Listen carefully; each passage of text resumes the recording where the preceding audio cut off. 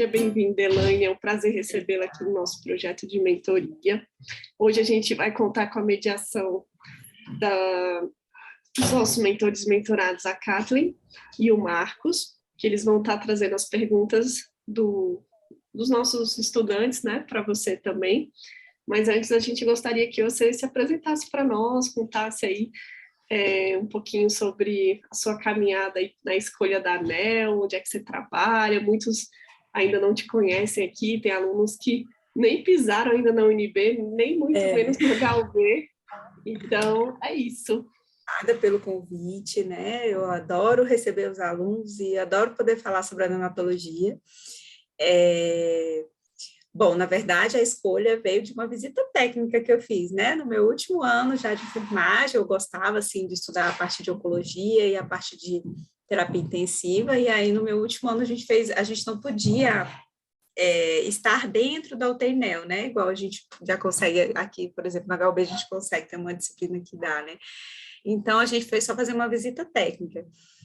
E aí, bom, eu sou do Maranhão, né? Eu me formei, eu fiz a minha graduação na Universidade Federal do Maranhão, e no campus do interior. Então, eu fui para São Luís, que lá tinha o nosso HU, e lá que eu, né, pude conhecer mais. E aí, na visita técnica que eu cheguei, tinham as redinhas, né, para fazer estimulação vestibular, lá na unidade Canguru.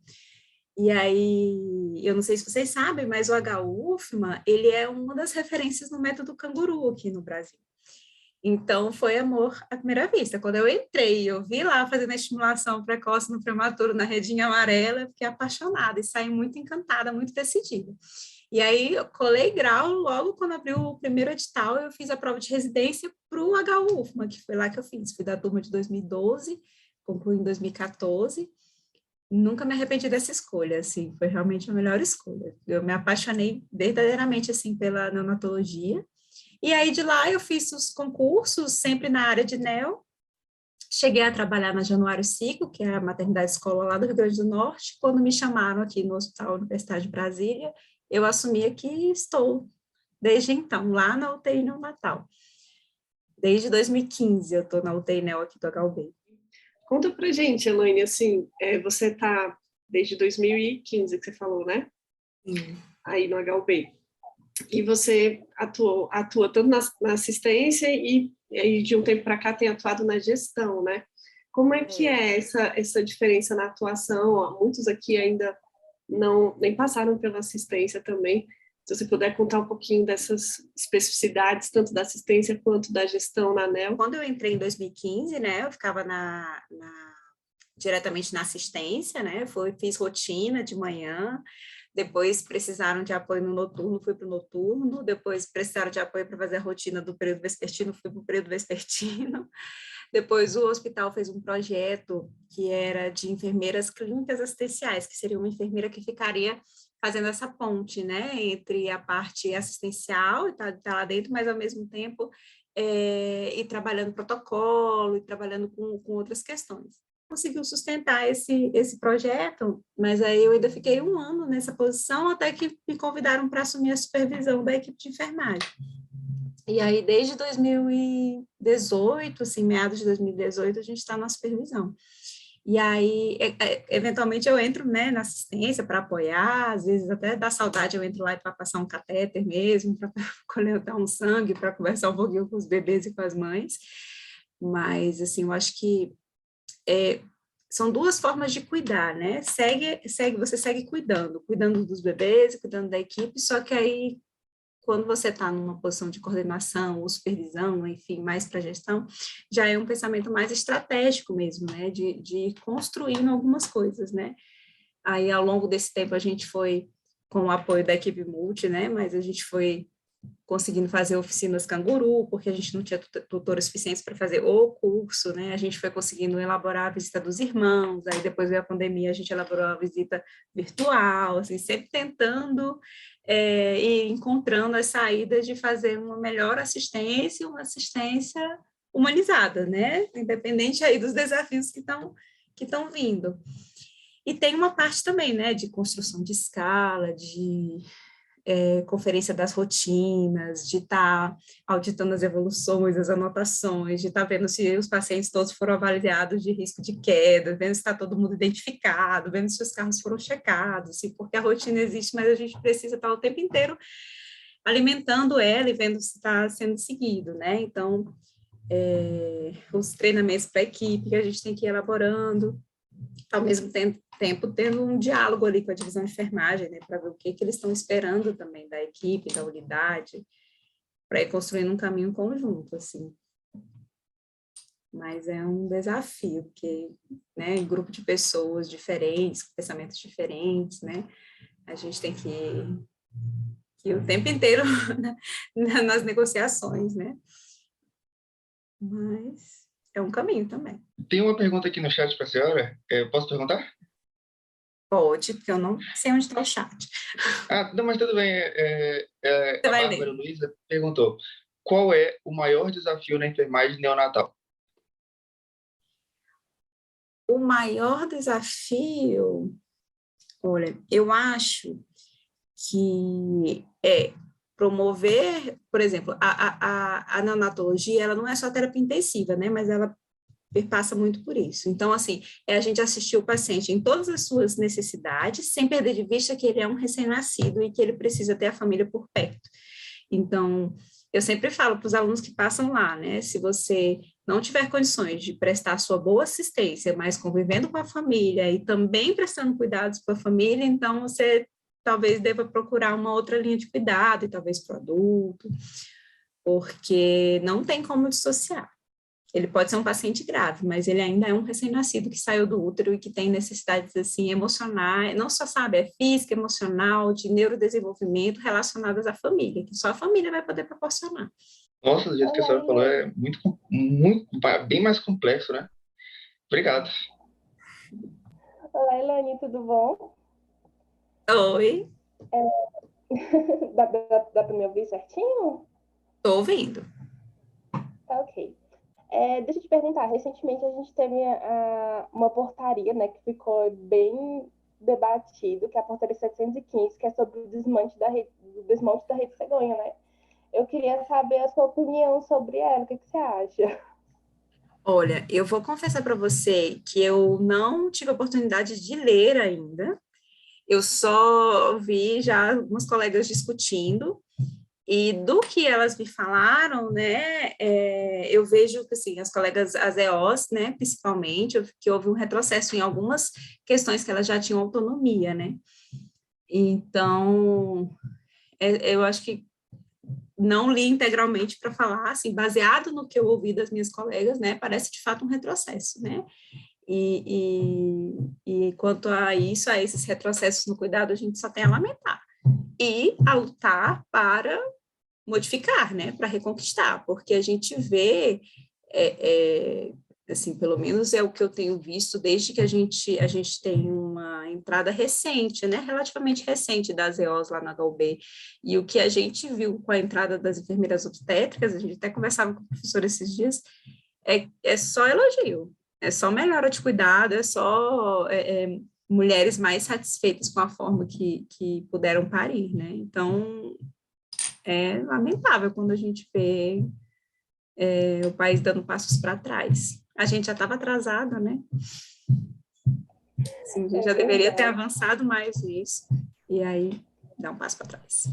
Infelizmente é um retrocesso muito grande para quem quer atuar na área, né? Então é muito chato para quem é da enfermagem ver tudo que a gente está conseguindo conquistar aos poucos, voltando à era das cavernas, praticamente. E deixa eu te perguntar, você pode contar para a gente qual foi uma das experiências mais marcantes para você na atuação em neonatos, com neonatos?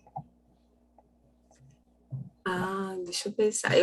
A gente tem várias situações, né, que acabam marcando, vários pacientes que a gente lembra, os pacientes que a gente ainda, às vezes, ainda seguem a gente aí nas redes sociais, aí a gente vai vendo grandes e tudo. Mas eu acho, assim, que de tudo mais recente, assim, que eu vi, assim, eu teve um momento de uma mãe, assim, muito, muito humilde mesmo, em situação prisional, e ela teve o bebê, e o bebê dela ficou muito grave, e ela foi muito julgada, assim, né? Uma mãe que era em condições de rua e que fez uso de substâncias, mas, assim, a gente que vai vendo a realidade, vai vendo aí o que acontece, né, ao redor, né, fora, assim, das paredes seguras das casas, e às vezes alguém tem um poder aquisitivo melhor, da própria universidade, a gente vê muito sofrimento e pessoas que têm muitos problemas, mas muitas vezes essas mulheres são julgadas, assim, né, e eu lembro muito dessa mulher, assim, que o bebê estava muito, muito, muito grave e não tinha mais nada que a gente pudesse fazer, assim, do ponto de vista médico, assim, nenhuma assistência, mas nenhum cuidado, e aí a gente perguntou se ela queria colocar o bebezinho dela no colo, e o bebezinho foi a óbito ali no colo da mãe, né? Já tinha feito tudo, já estava treinando contínua, já era um bebê que não tinha mais. E aí eu lembro que a médica escutou em um determinado momento e falou para ela que o bebê já tinha parado, já tinha falecido. E aí eu lembro que ela olhou para mim e se perguntou assim: ele morreu? E aí eu lembro que eu falei sim, e aí segurei a mão dela e fiquei ali, assim, eu acho que foi um momento que me marcou muito, porque por aquele momento, assim, eu achei que era a única coisa que dava para oferecer, mas que parecia que era muita coisa para aquela mulher que tinha sido muito julgada, assim, né? Então, esse é um momento que me emociona de lembrar. Foi uma... É bem marcante mesmo, né? É uma situação que mexe com o nosso emocional, né? A gente tem que saber lidar bastante com essas situações, porque a gente é humano, querendo ou não, né? E a gente Sim. também se aflige com essas situações das outras mães. E pegando um gancho, eu não sei se você assistiu, mas recentemente no Hospital de Santa Maria, se não me engano, teve algumas situações com mães grávidas que teve um péssimo atendimento, né, na minha opinião, não sei dos meus colegas, mas a meu ver foi um péssimo atendimento dos profissionais e alguns bebês vieram a óbito, né? Então, eu não sei se foi falta de atuação correta da enfermagem, dos profissionais, mas eu vejo um descaso tão grande com, não só com pessoas que usam substâncias, mas com todas as outras mães na nossa volta, né? Então, eu acho que é um incentivo para nós, como enfermeiros, pensar não só na gente, no que vai afligir a gente, mas também no que aflige a nossa paciente, a nossa mãe, o nosso atendimento e a humanização que a gente tem que fazer com esse paciente, né? Então, é muito legal você ter contado esse caso, porque a gente vê a humanização que você teve com essa mãe, de segurar a mão dela e de estar ali com ela. Então, muito obrigada por compartilhar isso com a gente. No chat tem mais perguntas. A Maria Lourenço está perguntando qual é o momento mais emocionante para você na assistência. Acho que depende muito, assim, né? Porque às vezes é aquele acompanhar a mãe, às vezes é um bebezinho que estava muito mal e de repente se recupera. Eu acho assim que a cada dia tem um desafio, né? E aí, às vezes, tem uns bebês que marcam a gente. Quando eu era do plantão noturno, tinha uns bebês que eu acho que assim, foi quando eu sempre falo, né, que você nasce, você tem uma personalidade, que tem um indivíduo ali, que ele já está aqui inserido nessa sociedade e ele já está ali afetado, assim, pelo que acontece ao redor dele. E eu lembro que eu tinha muitos bebês que a gente falava que eram os arrancadores de sonda, assim, tipo, 3 horas da manhã ia lá e arrancava a sonda, e lá ia repassar. E eu adorava ficar olhando para eles, porque tinha uns que arrancavam e ficavam lá, balançando a sonda, assim, quase como, olha o que eu fiz. E tinha outros que não, que ficavam muito plenos, assim, quietinhos, acordados e não mexia nada. Então, assim, nos plantões noturnos eu gostava muito disso, assim, de reparar, assim, todas essas diferenças de comportamento dos bebês, era uma coisa que me marcava.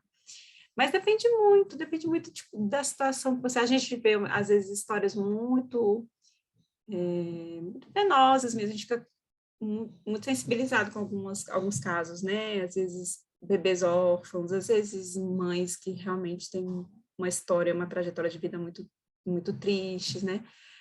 Às vezes é aquela mãe que é muito, muito, muito presente e a gente fica assim meio que torcendo junto, né? Porque a gente faz todo o cuidado, mas nós vamos ter bebês que vão ter desfechos ruins e bebês que vão ter desfechos bons, mesmo a gente dando o melhor cuidado possível, né? E aí, às vezes, a gente fica muito emocionado e vai comemorando junto, assim, com a mãe, né? Aquela mãe que tá lá. Tem mães que fazem canguru todos os horários, posição canguru todos os horários, que ficam lá comemorando cada grama. Você, às vezes, assim, às vezes, naquela semana foi aquela vitória daquela mãe, assim, que o bebê saiu do oxigênio, finalmente. Aí, às vezes, é aquele momento.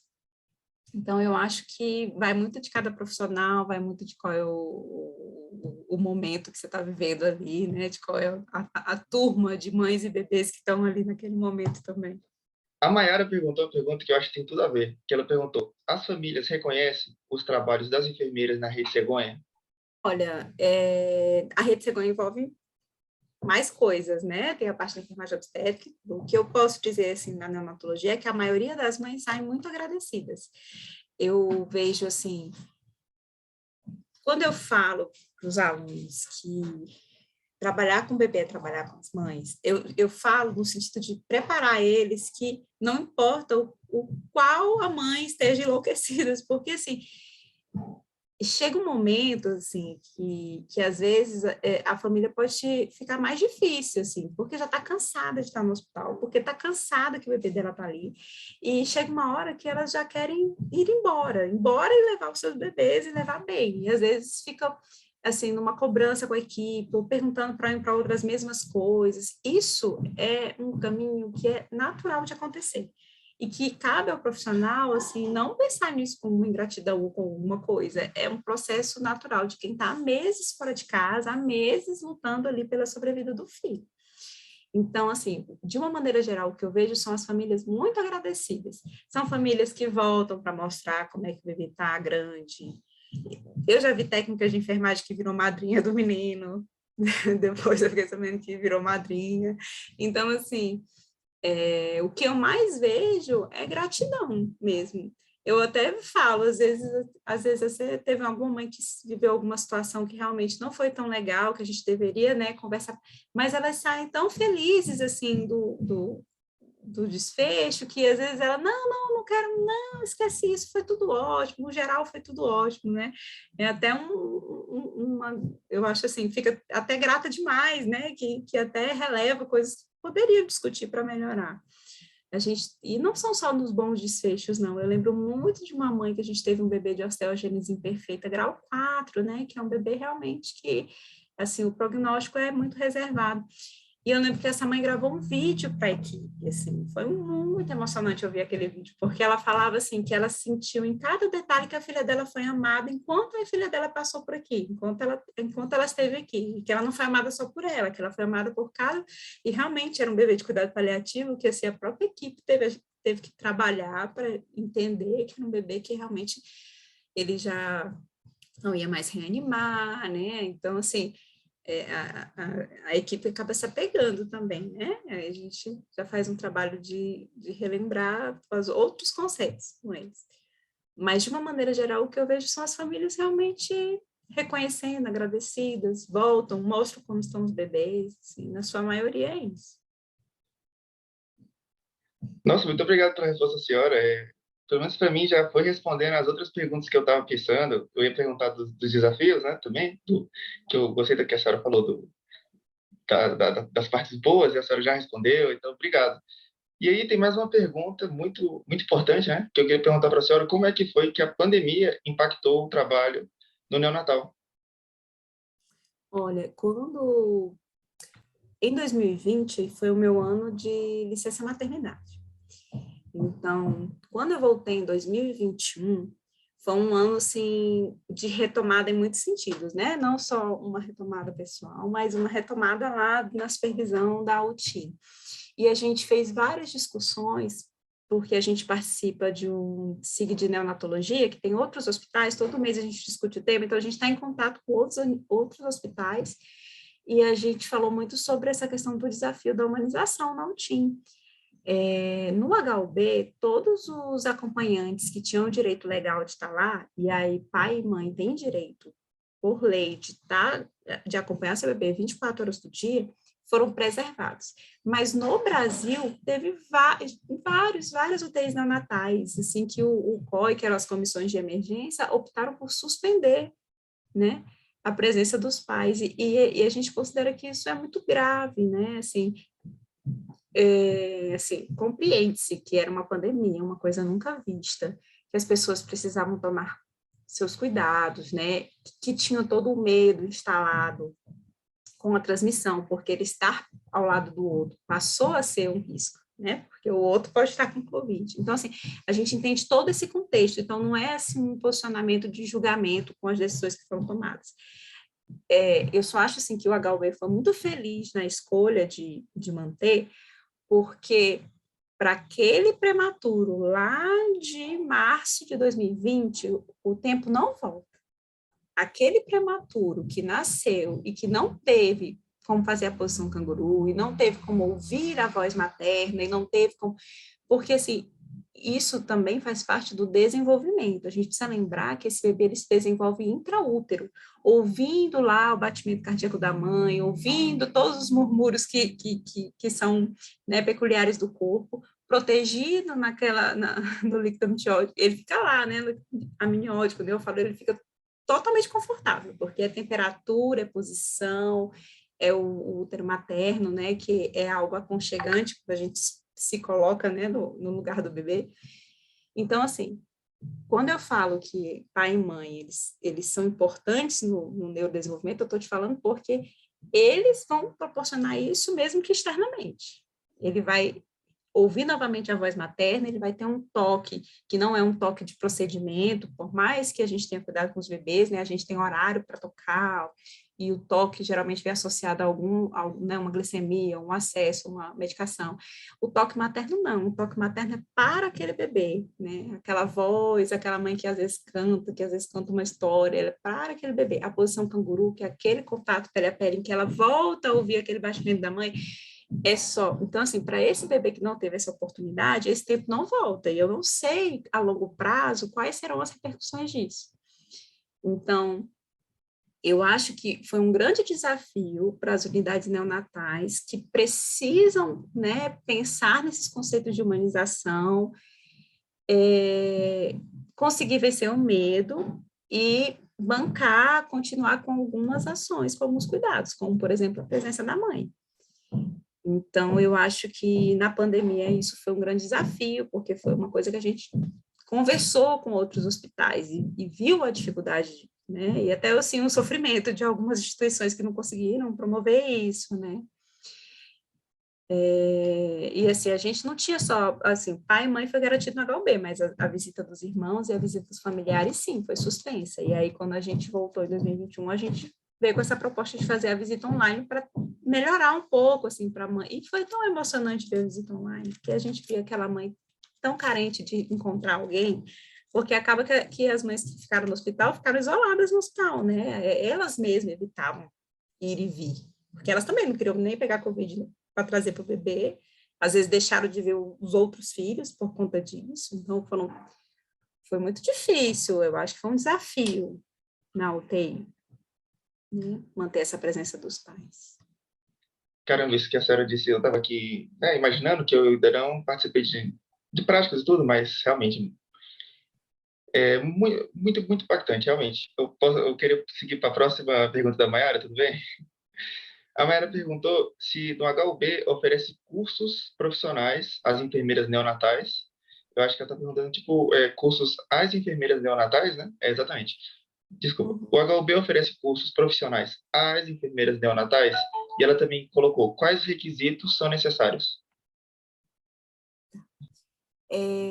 As enfermeiras da UTI neonatal, elas são todas especialistas. O nosso concurso ele foi um concurso já específico. Então, todas as enfermeiras que estão lá são especialistas em neonatologia, né? Algumas por residência, algumas por especialização, mas todas têm o título.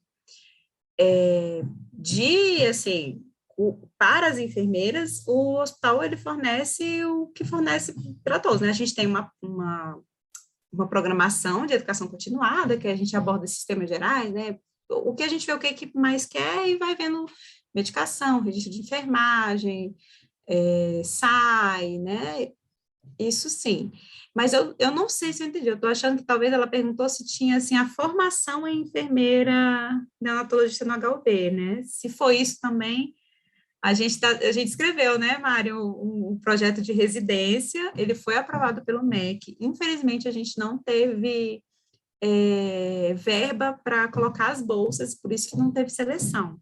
Mas a gente não desistiu dele, assim, quando eu voltei em 2021, eu fui atrás de ver isso, eles estavam ainda com bolsas só para as UTIs adultas, muito por conta do Covid, eles, tipo, canalizaram a abertura de programas, porque era uma área que estava demandando muito, e agora, em 2022, eu já andei vendo quem que está por lá, porque eu quero ver se dá para a gente reaprovar o projeto, para, de novo, a gente se preparar para ter uma oportunidade de seleção, que a gente não desistiu, não. Mas, por enquanto, não. Por enquanto, a gente não tem a especialização de neonatologia para enfermagem lá no HUB.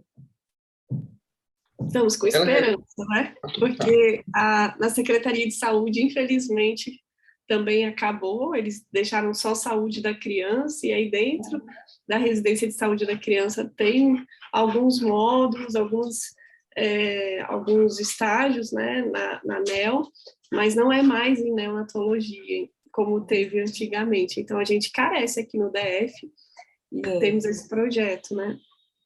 Por enquanto, quem quiser fazer vai ter que ir para fora. Aí tem vários lugares, a gente até ajuda a procurar, mas assim, que eu sei com certeza, porque do HUFMA, que foi onde eu fiz, lá na Januário Ciclo, que eu fui preceptora de lá, a gente tem um programa da Fiocruz também, que eu tenho uma amiga que fez lá, então assim, pelo Brasil a gente tem outros. Aí a pessoa tem que querer se aventurar. Eu acho uma ótima opção, porque você até vê uma outra realidade, assim. A Mayara respondeu aqui que achou a ideia da senhora fantástica. Que a senhora tinha perguntado se ela perguntou se eram cursos de neonatal. Eu tinha entendido se eram cursos para as enfermeiras neonatais. Mas eu tenho uma pergunta, quero aproveitar o horário, eu quero fazer a minha pergunta, tudo bem? Tudo, Pelo que eu entendi, a senhora disse que quando estava fazendo o estágio, a senhora assim, se apaixonou, né, pela área neonatal. Foi na prática a senhora vendo e se apaixonou. Só que antes, quando a senhora estava na graduação, ou até antes, né, na vida, no dia a dia, né, lidando com os bebês, as crianças, a senhora já tinha esse sentimento de, caramba, eu gosto disso e tal, e ao longo da graduação, né? Eu acho assim, eu formei no campus do interior e a gente não passava por UTI neonatal lá, então não tinha visto. No meu último ano de graduação, a gente fez o último estágio lá em São Luís, lá no HUFMA, que foi onde efetivamente eu pude entrar numa UTI neonatal e ver. E foi aí que eu me apaixonei. E de lá mesmo eu resolvi que eu ia fazer a residência, porque lá no HU, a gente só fez a visita técnica na ANEL, mas a gente rodou todas as clínicas, era um hospital já muito organizado, e tinha lá tinha programa de residência em tudo, tinha de enfermagem, né, tinha para cardio, para renal, era muito, muito legal mesmo o programa de residência lá, e eu ficava muito com os residentes, e eu falava, gente, esses residentes estão muito maravilhosos, eles sabem tudo, eu vou querer fazer residência também, porque eu também quero me preparar assim, né. Então, foi durante realmente o meu estágio da graduação que eu tive o contato e decidi. Aí, na hora que abriu, tanto que quando abriu a prova de residência, assim, no edital só tinha uma vaga para neonatologia. E tinha muita vaga para outras áreas, né? E aí eu lembro que eu fiquei, meu Deus, só tem uma vaga, uma vaguinha, assim. E aí eu fiquei, nossa, será que eu tento outra coisa que vai ter mais vagas? Mas aí eu pensei, não, mas eu quero neo, né? Não, eu vou tentar essa uma vaga. E aí eu passei nessa uma vaga, né? Eu fiz assim, meu Deus, eu passei. E depois eles até abriram mais 2 vagas, porque viram que tinha demanda, e aí entraram mais 2 colegas. Então, foi de 3. E era um programa multiprofissional, e eu acho assim que isso afetou muito a maneira como eu trabalho, porque eu trabalho com a equipe multiprofissional. Não sei enxergar esse cuidado em que é só enfermeiro, ou só um médico, ou só fisioterapeuta. Lá no HUF, a gente tinha a linha de cuidado completa. Então, a gente tinha terapia intensiva neonatal, tinha a unidade intermediária convencional, a unidade intermediária canguru, e a gente tinha o follow-up, que era um ambulatório especializado de segmento do prematuro. E lá no follow-up, a gente chegava a fazer consulta coletiva. Assim, tinha determinadas consultas que não eram só com a pediatra, que a gente sentava numa roda, a TO, a enfermeira, a pediatra, a psicóloga, e a gente atendia o bebê em conjunto. A mãe contava para a gente como é que estava a vida dele e a gente ia discutindo ali junto. Então, foi uma forma de cuidar que eu agradeço muito ter tido a oportunidade de ver, porque, assim, por onde eu vou, me causa estranheza, quando, assim, não, eu vou lá e evoluo, aí fulana vai lá e evolui. Gente, mas como que a gente vai enxergar ele no todo, assim? Né? Então, foi muito legal. Mas foi na graduação eu me apaixonei, e aí quando vi a oportunidade, eu agarrei. Bom, pegando o gancho aí já da graduação, eu acho que vai ser a última pergunta, porque a gente já está avançado aí no tempo também. Quando você se formou, né, você começou a atuar e tal, eu queria saber como é que você lidou com a primeira perda de paciente, assim que você se formou. Olha, eu acho que uma coisa que a residência proporciona para a gente é que a gente, assim, faz uma transição para a vida profissional em que a gente não está só, assim, né? Então, as minhas preceptoras, todas da UTI, elas eram muito, muito atuantes. Ninguém, assim, eu até vi, às vezes, alguns colegas falando, que às vezes a enfermeira deixa muita coisa só para mim. Não, a gente, tipo, ia junto, entendeu? Vamos passar um cateter, vamos passar junto. Então, eu acho que eu tive muito suporte das minhas staffs, assim. Mas eu lembro de uma parada que teve, assim, uma primeira parada que teve, que eu não sei, acho que minha staff tinha ido no banheiro, alguma coisa assim, eu sei que eu entrei no salão do UTI e estava tendo a parada, e eu fiquei muito nervosa, e a médica, tipo, brigou comigo, só que depois, assim, o bebê, na verdade, era um bebê que já estava em midríase, ele era um bebê, assim, que também a médica estava, sabe, era uma troca, assim, de plantão, então ele era um bebê que ele já era um bebê de cuidados paliativos, ele já ia estar em investigação de morte cefálica. Mas mesmo assim, eu lembro que foi uma vez que eu me senti, assim, muito, meu Deus, será que eu dou conta disso, né? Mas, assim, como eu tinha preceptoras muito maravilhosas, assim, do meu lado, assim, acho que em nenhum momento eu pensei que eu não ia dar conta, assim, elas me fizeram entender o que tinha acontecido mesmo, e não foi uma falha, assim, mas foi um medo de que porque eu me atrapalhei lá para pegar as seringas e tudo, mas eu acho que assim, não foi a primeira vez que teve esse bebê que foi a óbito e tudo, não foi uma coisa assim que eu me senti tão mal nesse sentido, mas tiveram outros bebês que eu acho que eu sofri mais, assim, alguns bebês que eu sofri mais, principalmente quando eram mães que eu já estava acompanhando há muito tempo, porque eu acho que eu sofri, assim, também pela mãe, não só pela perda do bebê, sabe? Mas, de uma maneira geral, assim, é uma coisa... Eu converso, assim, com algumas pessoas no sentido de que nós somos seres humanos, então, assim, é uma vida que está indo, então não tem como você... Eu até acho que não é saudável, né, você virar esse profissional frio que, bom, esse já foi paciência, vou tocar o plantão, assim, acho que tem que ter uma atmosfera de respeito ali, porque foi uma vida que se foi, né, mas eu também, assim, eu acho que todo mundo tem uma missão aqui, né, e tem alguns, e os bebês incluídos nisso, às vezes aquele bebê veio para mudar a história daquela mãe, assim, então eu entendo que quando ele foi, assim, se a gente fez tudo que podia, ele, de fato, deve ter cumprido ali a missão dele naquele momento, assim, para aquela família, ou para aquela, enfim, seja lá qual foi a missão que ele tinha. É uma maneira, assim, de lidar com isso, porque a maioria das pessoas pensa, meu Deus, ele acabou de nascer, que injusto ele ir embora, né? Então, assim, eu entendo que ele tinha uma missão aqui, talvez a missão dele era mais curta do que a nossa, assim. É uma maneira de lidar, né? Cada um tem um recurso para lidar. Sem dúvida, né, Elaine?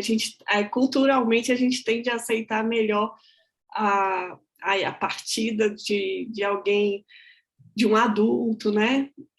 De um idoso, né? Que você pensa, mas era idoso. Agora, um bebê que acabou de nascer, aí isso culturalmente é muito difícil para a nossa sociedade, né? E aí que vem também todos os nossos valores, nossas crenças, para a gente, inclusive, lidar com isso, porque antes de enfermeiras, né, antes de profissionais da saúde, somos seres humanos também. Sim, é isso. Muita gratidão por você ter disponibilizado esse tempo conosco e, enfim, respondido aí as curiosidades, as dúvidas dos meninos. E a gente espera contar com você aí numa próxima oportunidade também. Tá, estou à disposição. Eu sei que tem de vários períodos diferentes, então para quem ainda vai ter oportunidade, espero lá na UTI, né? Vou retomar agora. É sempre um prazer receber os alunos lá na UTI, a gente fica muito feliz. E depois, né, vocês façam as residências, voltem para contribuir com os serviços, voltem para construir uma neonatologia mais bonita, mais humana, né? E é isso. Muito obrigada. E quando precisarem, eu estou aqui. Obrigada. O pessoal está dando um feedback aqui que foi ótimo, foi incrível. Obrigada. Mandando sucesso na sua caminhada. E agradecendo. Obrigada, gente. Até a próxima. Tchau, tchau, gente.